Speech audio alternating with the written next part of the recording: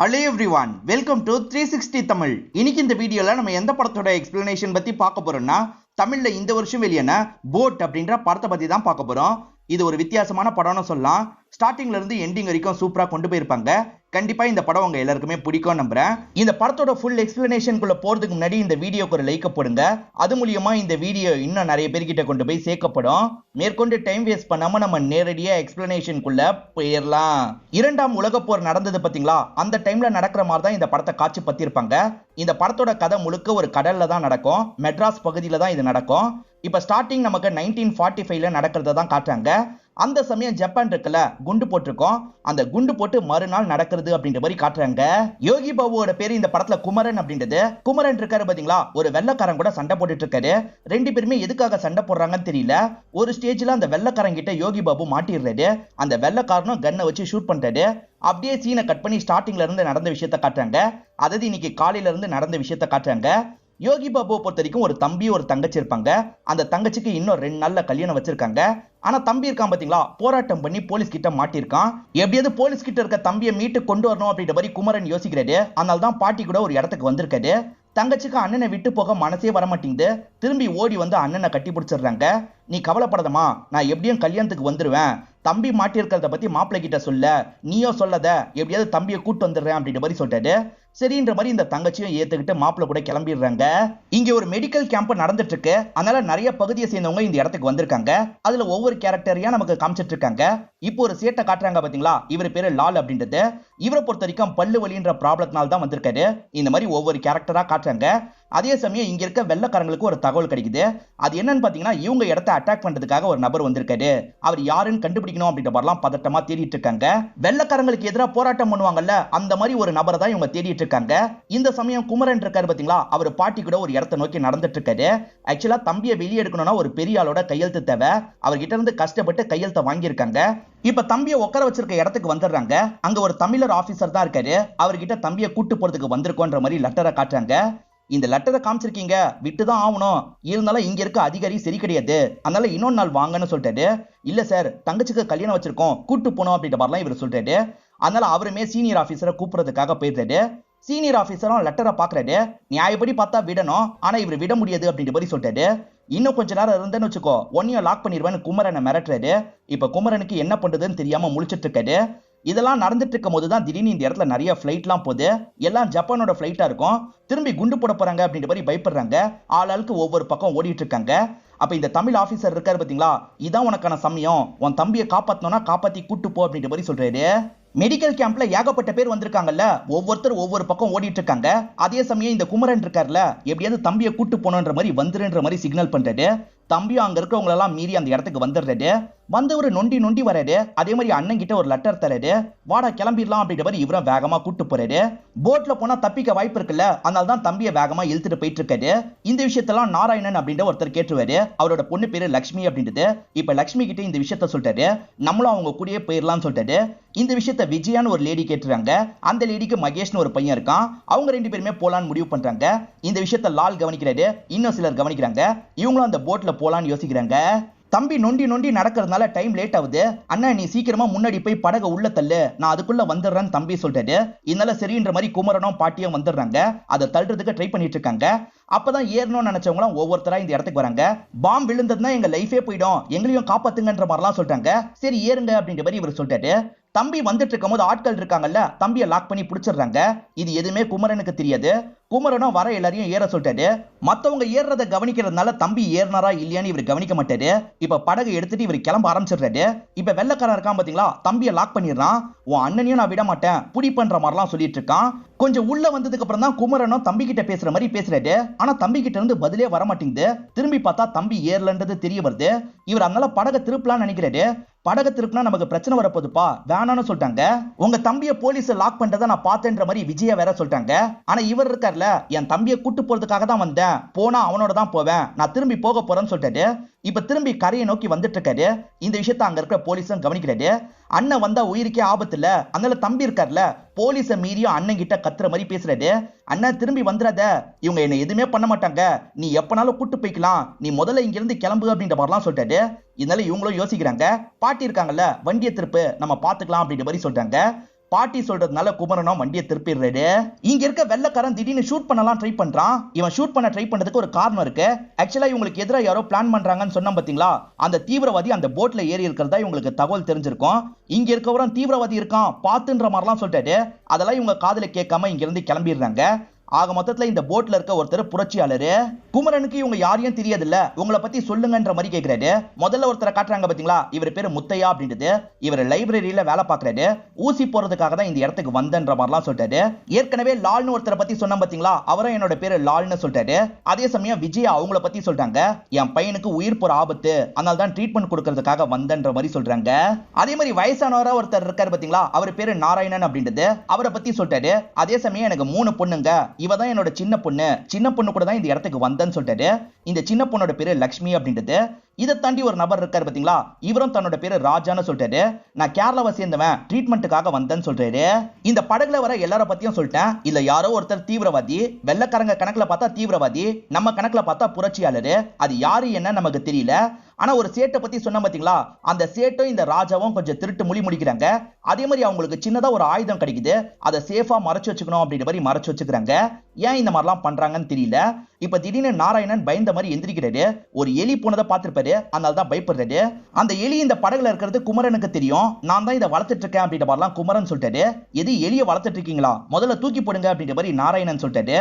அதுக்கு குமரன் இருக்கார்ல, இது ஏன் படகு, நான் என்னன்னா பண்ணுவேன், இறங்கணும்னா நீங்க இறங்குங்க அப்படின்ற மாதிரிலாம் சொல்றாரு. ராஜாவும் சேட்டும் ஏதோ ஒளிச்சு வைக்கிறாங்கன்னு சொன்னா பாத்தீங்களா, அதே மாதிரி நாராயணனும் ஒரு ஆயுதத்தை ஒளிச்சு வைக்கிறாரு.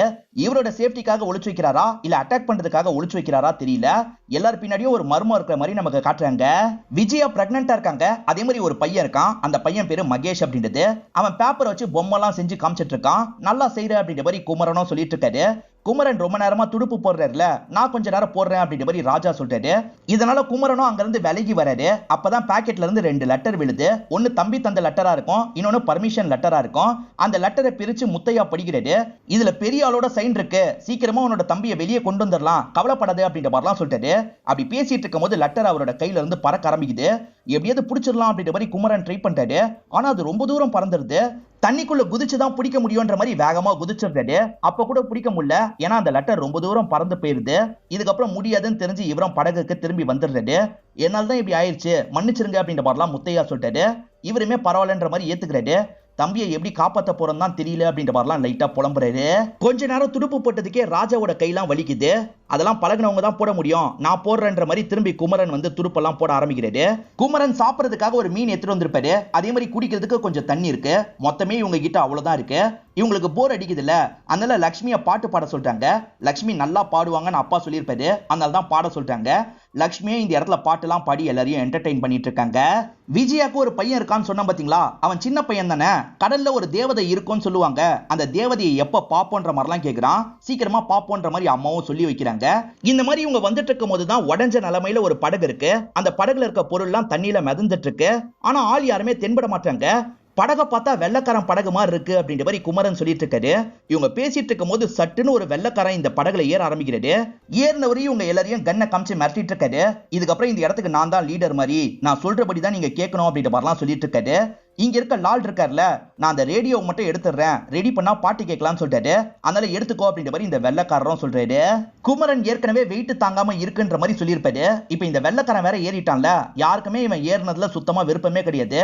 அவனுக்கு தமிழ் தெரியாதுன்னு நினைச்சு இவங்க தமிழ்ல அவனை இஷ்டத்துக்கு திட்டிட்டு இருக்காங்க. ஆனா அவனுக்கு தமிழ் நல்லா புரியும் போல.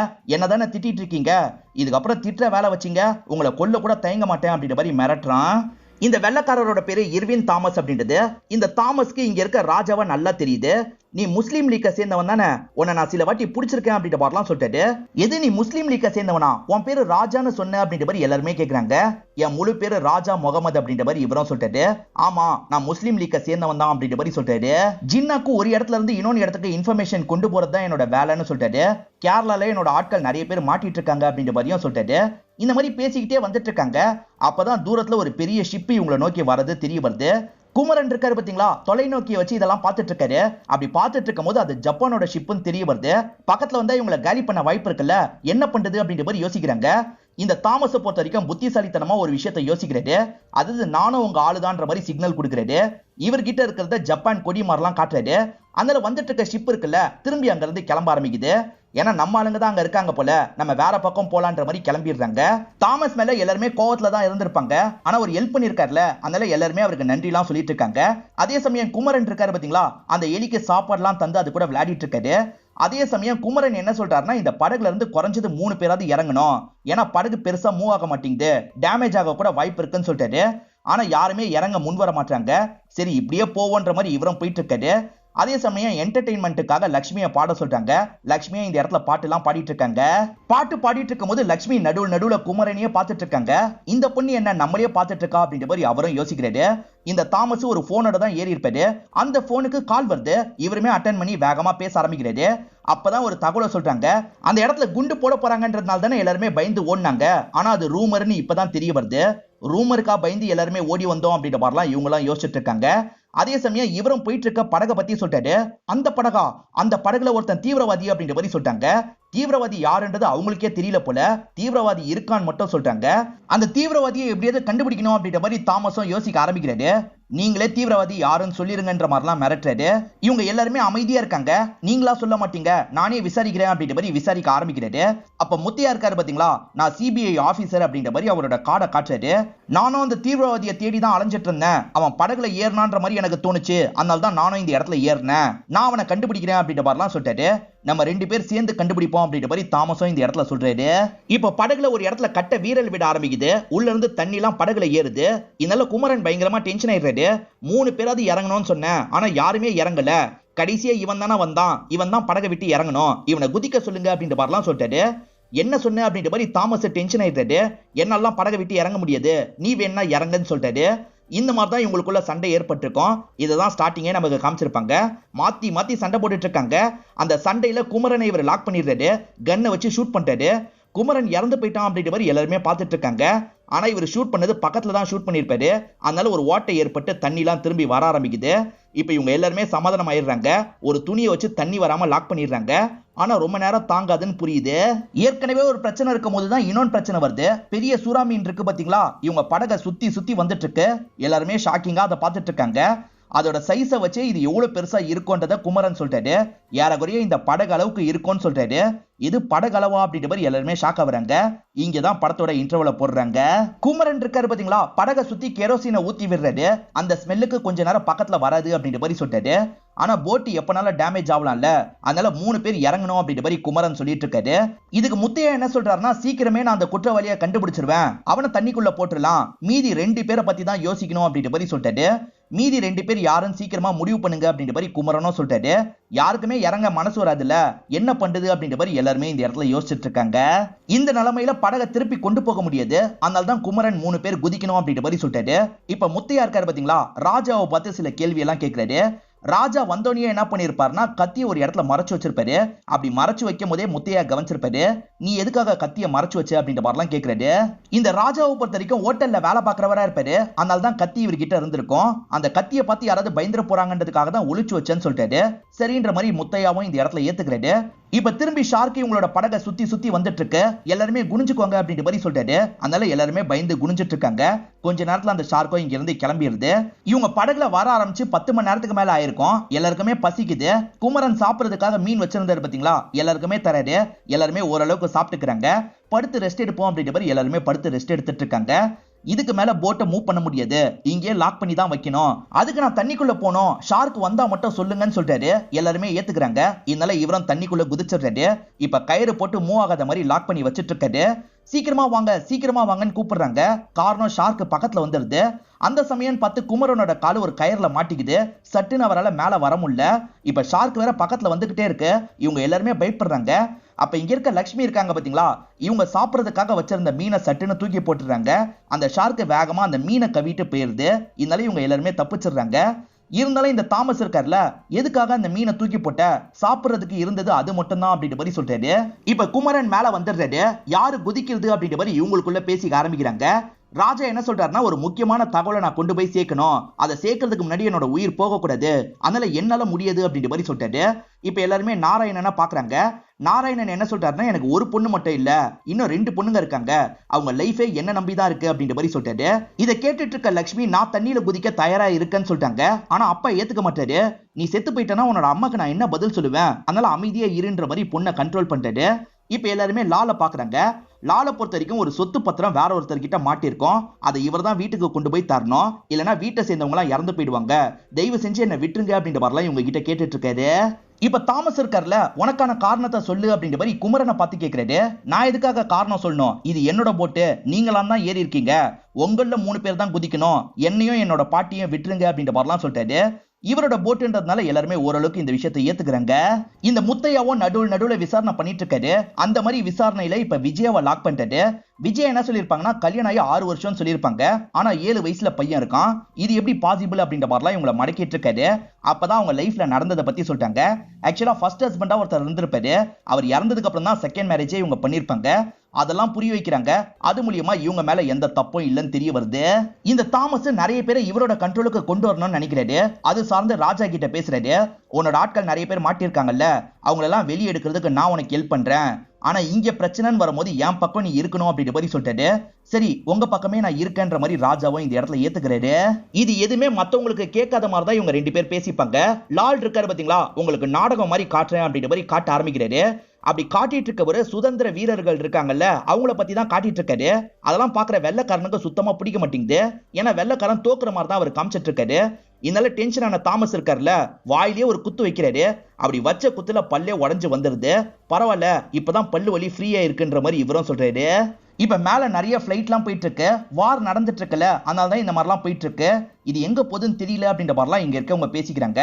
ஷார்க் வந்து அட்டாக் பண்ணோம்ல, அதுக்காக இவர் கம்புல கத்தி ஜாயிண்ட் ஆன மாதிரி ஒன்னு ரெடி பண்ணிட்டு இருக்காரு. இன்னமும் யாரும் குதிக்க முன் வர மாட்டாங்கல்ல, சீக்கிரமா முடிவுக்கு வாங்கன்ற மாதிரிலாம் குமரன் சொல்லிட்டாரு.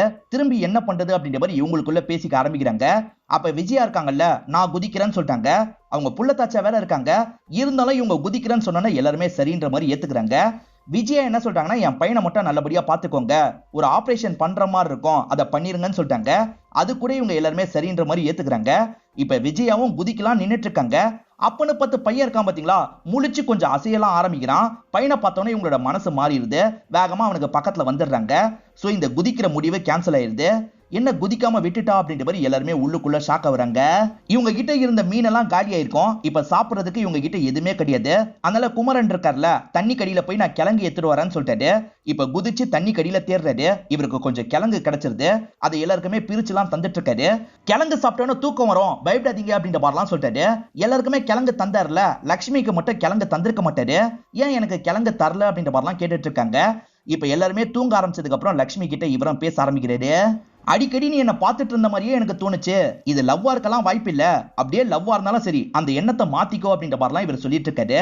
ஆனா லட்சுமிக்கு இவரை பிடிச்சிருக்கும். இவர் போட்ல ஏத்தினார்ல, அது இவங்களுக்கு பிடிச்சிருக்கும். அதே மாதிரி அவரு சாப்பிடுறதுக்கு வச்சிருந்த சாப்பாடு தண்ணி எல்லாம் தந்திருப்பாரு, அதுவும் பிடிச்சிருக்கும். இது லவ்வான்னு எனக்கும் சொல்ல தெரியல, நம்ம ஊருக்கு போனதுக்கு அப்புறம் என்ன முடிவுன்றதை யோசிப்போம், இது என்னோட கர்ச்சிஃப், இதை நீங்க வச்சுக்கோங்க அப்படின்ற மாதிரி தராங்க. சரின்ற மாதிரி இவர் வச்சுக்கிறாரு. அதுக்கப்புறம் தான் இவங்களுக்கு கிழங்கு தராரு. ஆனா இவ்வளவு நேரம் பாட்டி கிழங்க சாப்பிடாம இந்த விஷயத்தெல்லாம் கேட்டிருப்பாங்க. உனக்கும் ஜோடி கடஸ்டா போல அப்படின்ற மாதிரிலாம் இவரை கிண்டல் பண்ணிட்டு இருக்காங்க. நீ எதுக்காக அவன் தூங்கிட்டு இருக்கும் போது கன் எடுக்கலன்னு கேக்குறாங்க. இவர் போலீஸ் கிட்ட இருக்க கன் எடுக்கவே மறந்துருப்பாரு. இப்ப எல்லாருமே முழிச்சிடுறாங்க. ரொம்ப நேரம் உட்கார முடியாம ராஜா இருக்காரு பாத்தீங்களா, போட்ல அங்கேயும் இங்கேயும் நடந்துட்டு இருக்காரு. அதுக்கு குமரன் இருக்காருல, இவன் நடந்தே போட்டை 2 ஆக்கிடுவான் போல அப்படின்ற மாதிரி சொல்லிட்டாரு. ராஜா காதுல அது சரியா கேட்டிருக்காது. என்ன சொன்ன அப்படின்ற மாதிரி கேக்குறாரு. நீ நாடியே 2 ஆக்கிடுவியா அப்படின்ற மாதிரி இந்த இடத்துல தாமஸ் சொல்றாரு. குமரனே அப்படிதான் சொல்லியிருக்காரு அப்படின்ற மாதிரி ராஜா தப்பா புரிஞ்சுக்கிறாரு. என்ன பார்த்து நாட்டை 2 ஆக்கிடுவேன்னு சொன்னியா அப்படின்ற மாதிரிலாம் அடிக்கிறதுக்காக வராரு. அப்ப பாட்டி இருக்காங்கல்ல, அவன் படகை 2 ஆக்கிடுவேன்னு தான் சொன்னான், நாட்டை 2 ஆக்கிடுவேன்னு சொல்லு அப்படின்ற மாதிரிலாம் கண்ட்ரோல் பண்றாங்க. ஆனா இவர் கோவமா வந்தார்ல, அப்ப தெரியாதனமா குமரனோட எலியை மிதிச்சிருப்பாரு. அதனால அந்த எலி இறந்து போயிருது. அவசரப்பட்டு தப்பு பண்ணிட்டுமே அப்படின்ற மாதிரி ராஜா பயங்கரமா ஃபீல் பண்ணிட்டு இருக்காரு. இதனால குமரன் கிட்ட மன்னிப்பு கேட்கிறாரு. சரி விடு, அந்த எலியை தூக்கி போட்டு அப்படின்ற மாதிரி குமரன் சொல்லிட்டாரு. இவருமே சோகமா கடல்ல அந்த எலியை தூக்கி போட்டுறாரு. இவங்க எல்லாருக்குமே பயங்கரமா பசிக்குது. இங்க இருந்து போலான்னு பார்த்தா 3 பேர் குதிக்காம படகை இங்க இருந்து எடுக்க முடியாது. என்ன பண்றதுன்னு தெரியாம எல்லாருமே முழிச்சிட்டு இருக்காங்க. இப்ப தாமஸும் சைலண்டா லால் கிட்ட பேசிட்டு இருக்காரு. லாலை பொறுத்த வரைக்கும் கடை திறக்கணும்னு ஆசைப்படுவாரு. அதுக்கான லைசன்ஸை நான் வாங்கி தரேன், இங்க ஒரு பிரச்சனைன்னு வந்தா எனக்கு சப்போர்ட்டிவா இருக்கணும்னு சொல்லிட்டாரு. இதனால லாலும் சரின்ற மாதிரி ஏத்துக்கிறாரு. இந்த தாமஸ் ஏதோ பிளான் பண்றாரு போல, என்ன பிளான்ன்றது நமக்கு தெரியல. இப்ப மகேஷ் இருக்கான்ல, தண்ணி வேணும்னு கேக்குறான். குமரன் கொஞ்சோண்டு தண்ணி மட்டும் தான் வச்சிருப்பாரு, அதையுமே மகேஷ்காக தந்துடுறாரு. இதுக்கப்புறம் குடிக்கிறதுக்கு தண்ணி கூட இல்ல, நீங்க குதிச்சீங்கன்னா தான் இங்க இருந்து கிளம்ப முடியும், யோசிச்சு முடிவெடுங்க அப்படின்ற மாதிரி சொல்றாரு. இப்பதான் அந்த எலி 2 குட்டி போட்டிருக்கிறத இவங்க கவனிக்கிறாங்க. அந்த குட்டியை பார்த்து சந்தோஷம் எல்லாம் பட்டுட்டு இருக்காங்க.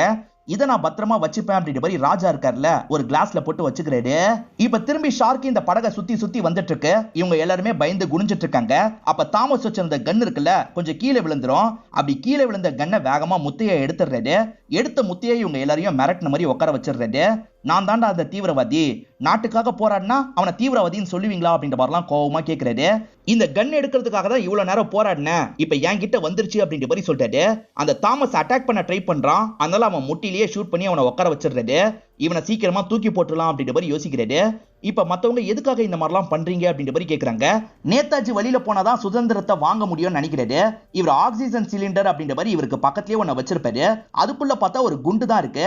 இதை வச்சு வெள்ளக்காரங்க மெயினா இருக்காங்கல்ல, அந்த இடத்தை அட்டாக் பண்ணலான்ற மாதிரி பிளான் வச்சிருப்பாரு. அதுக்குள்ள அந்த ரூமர் வந்திருக்கும். அதனால இவர் வேற வழி இல்லாம இந்த படகுல ஏறி இருப்பாரு. இப்ப படகுல யாரை குதிக்க வைக்கலாம் அப்படின்ற மாதிரிலாம் யோசிச்சுட்டு இருக்காரு. எல்லாருமே அவங்களோட நிலைமையை பத்தி எல்லாம் சொல்லிட்டு இருக்காங்க. அதுல இருந்து 2 பேரை சூஸ் பண்ணலாம் அப்படின்ற மாதிரி இவரும் மனசுக்குள்ள சூஸ் பண்ணி வச்சுக்கிறாரு. முதல்ல இவனை தண்ணிக்குள்ள தள்ளுறேன், அதுக்கப்புறம் உங்களை தள்ளுறேன் அப்படின்ற மாதிரி சொல்லிட்டாரு. இப்ப அவனை தண்ணிக்குள்ள தள்ளுறதுக்காக போயிட்டு இருக்காரு. ஆனா இந்த தாமஸ் இருக்கான்ல, லால் ராஜா, உங்க 2 பேரோட பேர் தான் அடுத்து எழுதி வச்சிருக்கான், உங்க உயிரை காப்பாத்திக்கணும்னா இவனை தடுங்கன்ற மாதிரி சொல்லிட்டாரு. அதனால அவங்க 2 பேருமே இந்த பெரியவர் கூட சண்டை போடுறாங்க. ஒரு ஸ்டேஜ்ல இந்த பெரியவரை லாக் பண்ண மாதிரி படுக்க வச்சிடுறாங்க. முனையில கத்தி இருக்குல்ல, அதனால கத்தி வயிற்றுல இறங்கிருது. இந்த முத்தையாவும் உங்க பேரை நான் எழுதலன்னு சொல்றாரு. அதுக்குள்ள இவங்க அவசரப்பட்டு குத்திடுறாங்க. இவர் ஏற்கனவே முடிவு பண்ணதை ஒரு நோட்ல எழுதி வச்சிருப்பாரு. அந்த நோட்டை எடுத்து லட்சுமி இருக்காங்கல்ல, படிக்க ஆரம்பிக்கிறாங்க. அவர் லட்சுமியோட பேரையும் மகேஷோட பேரையும் தான் எழுதியிருப்பாரு. அவங்கள சாவடிக்கிறது கூட பிளான் கிடையாது. இந்த படகுலயே வேஸ்ட் கட்ட இருக்கும்ல, அதை வச்சு சின்னதா ஒரு படகை செஞ்சு அவங்க 2 பேரை உட்கார வைக்கலாம் நினைச்சிருப்பாரு. அதுக்குள்ள அவசரப்பட்டு இப்படி பண்ணிட்டாங்க. இப்ப ராஜாவும் மன்னிப்புலாம் கேட்கிறாரு. பரவாயில்ல இருக்கட்டும் அப்படின்ற மாதிரி முத்தையா சொல்லிட்டாரு. அது மட்டும் கவனமா இருக்கணும், அதை எடுத்து என்கிட்ட தாங்கன்ற மாதிரி கேட்கிறாரு. அவங்க எடுத்து தரலாம்னு நினைக்கும் போது அது தெரியாதனமா தண்ணிக்குள்ள விழுந்துருது. அது கீழே போய் இடிச்சா வெடிக்க கூட வாய்ப்பு இருக்குன்ற மாதிரி சொல்லிட்டாரு. வெடிச்சிருமா அப்படின்ற மாதிரி எல்லாருமே பயந்துட்டு இருக்காங்க. நல்ல வேலையா அது வெடியில. இன்னும் கொஞ்ச நேரத்துல முத்தையா சாக போறாருல, என்ன தண்ணிக்குள்ள தூக்கி போட்டுருங்கன்னு சொல்லிட்டாரு. அதே சமயம் நேதாஜி கூட சேர்ந்து எடுத்த போட்டோவை பாக்குறாரு. அந்த போட்டோல சேனாதிபதியும் இருக்க மாதிரி நமக்கு காட்டுறாங்க. இப்ப பாத்துக்கிட்டே இந்த இடத்துல இறந்து போயிடுறாரு. அதனால இவங்க எல்லாருமே சேர்ந்த மாதிரி தண்ணிக்குள்ள அவரோட பாடியை போடுறாங்க. விடுதலைக்காக தானே போராடுறாரு, அதனால அவர் மேல ஒரு மரியாதை எல்லாம் இவங்களுக்கு வருது. இப்ப தாமஸ் இருக்கான் பாத்தீங்களா, ஒரு சின்ன மீனை போட்டு அந்த இடத்துல மீனை பிடிக்கலான்ற மாதிரிலாம் ட்ரை பண்ணிட்டு இருக்கான். இதை பாக்குற குமரன் கோவப்படுறாரு. எதுக்காக மீனை போடுற, சுறா வந்ததுன்னா என்ன செய்வ அப்படின்ற மாதிரிலாம் கேட்டுட்டு இருக்காரு. இவ்வளவு நேரம் வராத சூரா இப்பயா வரும் அப்படின்ற மாதிரி அவனுமே கேட்கிறான்.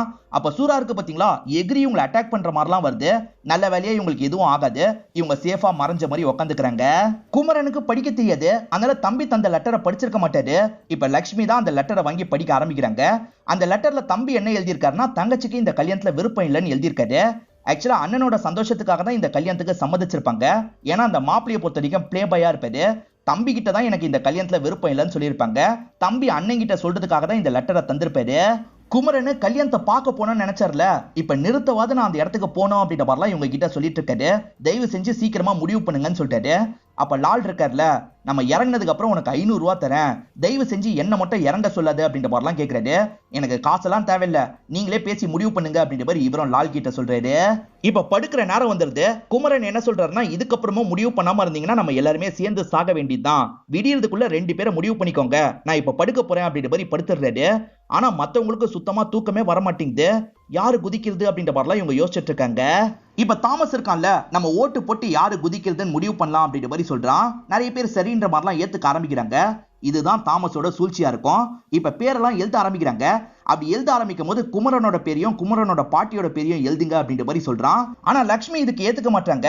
அப்ப குமரனையும் எழுப்பி இந்த விஷயத்த சொல்லலாம்னு சொல்லிட்டாங்க. ஆனா அப்பா இருக்கார்ல, அவன் முழிச்சா ஏத்துக்க மாட்டாமா, அதனால எழுதி போடுவோம் அப்படின்ற மாதிரி சொல்லிட்டாரு. எல்லாருமே வற்புறுத்துறதுனால கடைசியில இவங்களும் ஏத்துக்கிறாங்க. இப்ப குமரன் பேரையும் பாட்டி பேரையும் சேர்த்து எழுதிக்கிறாங்க.